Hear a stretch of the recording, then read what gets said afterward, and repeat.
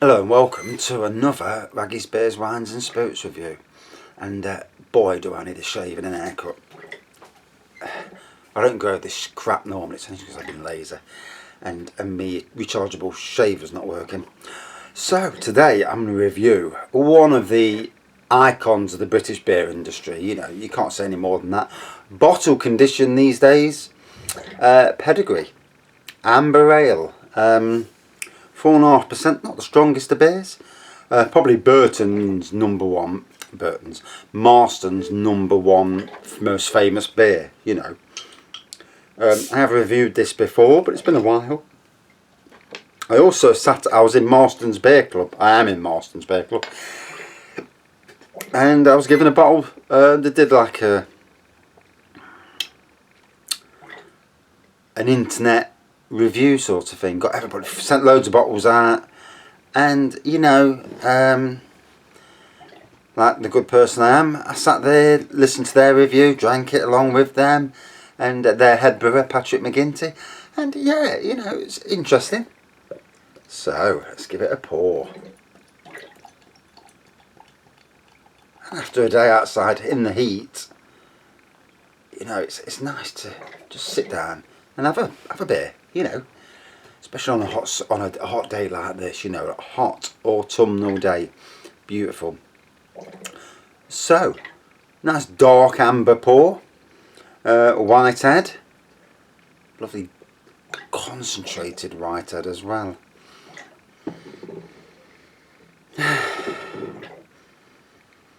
On the nose, toffee on the nose. And caramel, and definitely malts as well. Actually looking forward to this.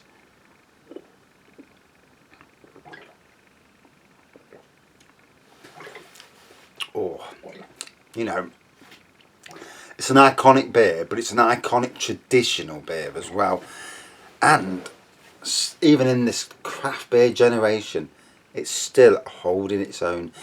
And it's something with beers these days, that beers from 10 years ago, you know, when I left Nottingham City Council, I went to work at Sainsbury's. Beers that I used to love from 9 years ago, nowadays, some of them I'm not keen on. So whether it's something's changed with them, or my beer taste has evolved, you know, that much, that I've not been overly interested in them. But straight away, you know, there's some beers that are doing the test of time. They are still good, and to be fair, this is one of those beers. You know, it's eclipsing itself, and obviously it still sells extremely well. The price, I mean, you see it on offer at £1 a lot of times at the supermarkets.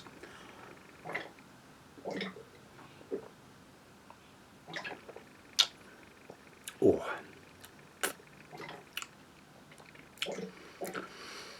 So on the taste, malts, bit of caramel,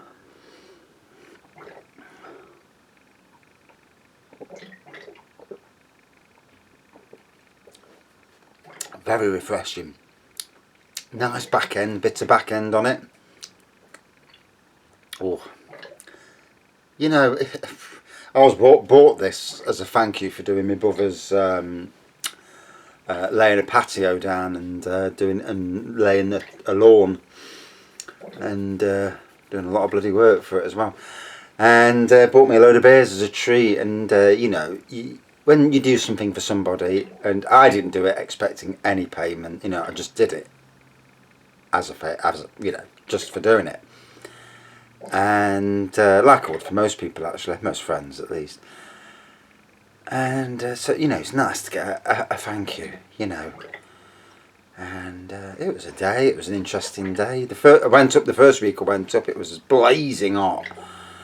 And we'd been up there earlier in the year doing something, and that was blazing hot and all, and it was like, flipping out this weather.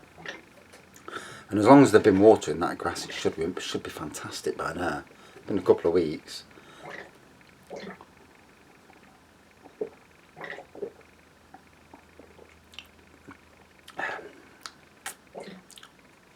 I've now been in my new role over a month now.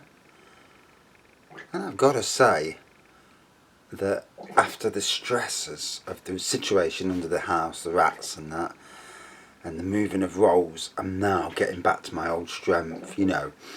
And I'm in an environment where the bloke who's like the supervisor is a bit bolshy. And it reminds me of the good old days of the council, where you gave it, you got it back, but you gave it back again. And non too PC, you know, because some of these places you can't say anything, you know. You go somewhere, some jobs, and you say something, and people straight away, they'll stab you in the back and report you for it. And Nottingham City Council was ruined by that, you know. And then some devious little shitbags there. And this place, the bloke, the immediate supervisor, he's proper tells you how it is. And it's funny, I see myself in him, you know, and you know, getting on great, which is always a good thing, isn't it? Because you don't want to go to a job and it's crap, you know. And the work, I've been there now a month, and I'm just getting around the whole site now, and already people can see a massive difference, you know. They say, you know, anybody can mow a lawn, anybody can do this. Yeah, anybody can. But there's the quality in how you present your work, your weeding. You know, there's a lot more to being a gardener than just cutting a lawn and doing a hedge.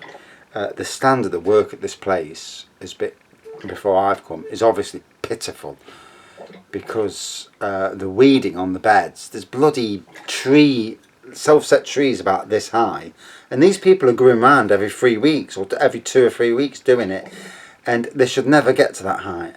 And you know, it's standards, isn't it? You know, I suppose it depends on your background. We used to have on Nottingham City Council, we used to have estate gardeners and then park gardeners, and the estate gardeners, their work was rough, you know. The odd one or two probably took a bit of pride, but it was generally rough. The park gardeners, because it had to be of a high quality, the work was fantastic, and I was lucky. I was in the generation where you couldn't do it now. Councils have all gone to crap, you know, with this bloody government, one government after another. Labour, who nearly bankrupted the country, and then a Conservative government who've just about killed all the councils. And you know, and now the idiots. Oh, what are they doing? I'll have to do a Brexit video and get, you know, I'd love to go viral with it, because, you know, all these MPs are a bunch of idiots. I mean, I don't like Boris Johnson because he's a Tory. The Tories always look after the rich. But I can understand that he wants Britain out of Europe, and I agree with that. You know, we've all got our opinions on Europe. Europe's good for certain things, but when Brexit happened and we voted for it, before the vote, nobody in Europe says, yeah, but Europe's good for this, because you've been in the EEC or EU, whatever. This is improved, that's improved. Nobody came up with that. Everyone says, no, don't leave, you know, and they were threatening. And the British people, you know, we're not daft. No one's threatening us, you know. And it doesn't matter what colour you are, you know, British people will not be threatened by the other countries.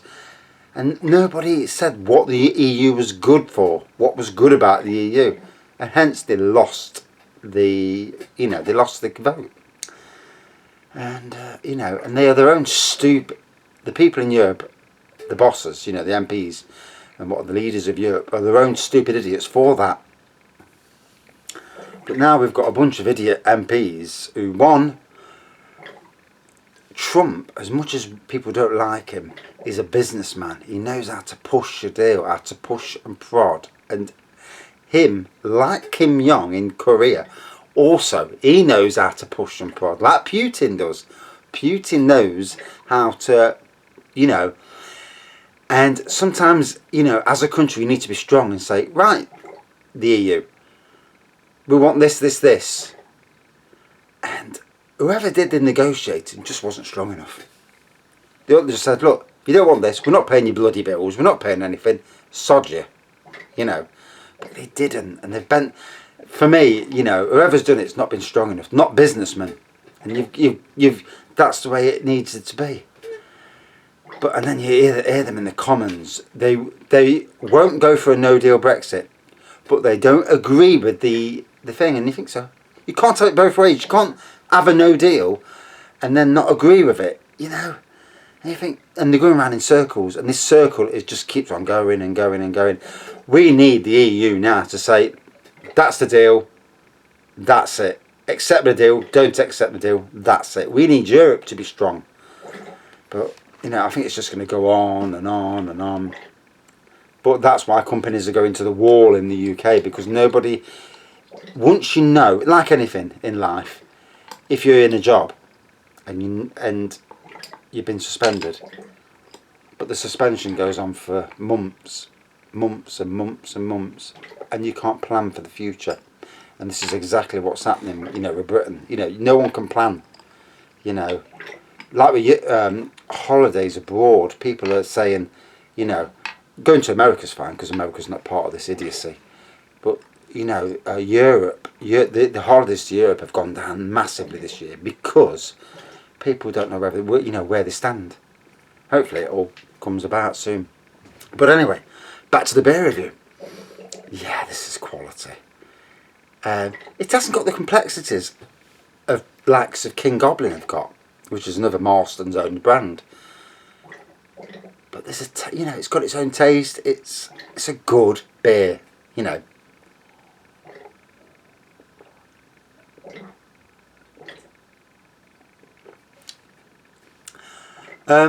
Bottle conditioning,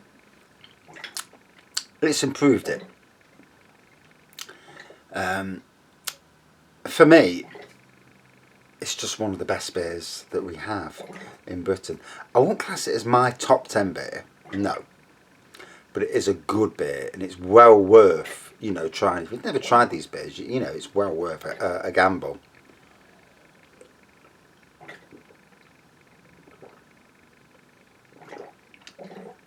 Oh.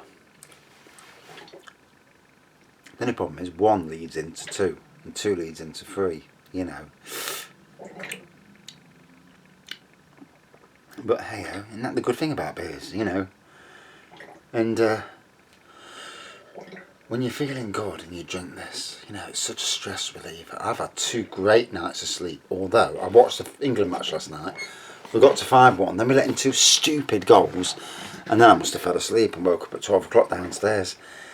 And but I still went back, went upstairs, went to sleep, fell asleep beautiful, so, you know, one of them things.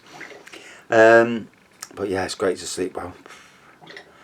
You know, people who take sleep tablets, I don't want, you know, with mental health and that, and you know, and people who take sleep tablets, it's okay, but tablets are not good for you.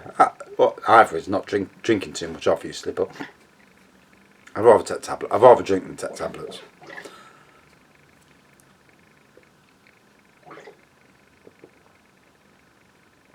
So, deep amber pour. You can't see the carbonation and lacing, but you can tell by the head on it. It's got a good head on it, you know. White head, strong white head. Notes of caramel and toffee in the aroma and the taste. Malts in the taste. For me, a very good, best bitter type beer, really. One of the, and let's be fair, it's an icon of the beer industry in the UK. Like its, you know, cousins, shall we say, Hobgoblin, King Goblin, you know, one of the beers that's instantly recognisable and deserves to be in pubs up and down the country. 4.5%, yeah, it does taste like a 4.5% beer, and a beautiful beer at that. So out of 5, for me, a top class beer. Enhanced by this bottle conditioning, you know, it's done it well. Out of 5 then, 4.5 out of 5 to match its ABV. And yeah, quality beer, and very much worth drinking in a pub. You know, when you go to a pub, you have your meal. I mean, if you're having steak, you really want wine with steak, but I usually have a beer because I get, you know, I'm usually most of the time I'm driving. So I'll have one beer with it, you know, and it's going to be something like that. Especially if you go to a Beefeater pub, they'll usually sell Pedigree or Hobgoblin. So yeah, great beer. And it's 15 minutes for the review. Wow, I gabbed too much. Thanks for watching. See you soon.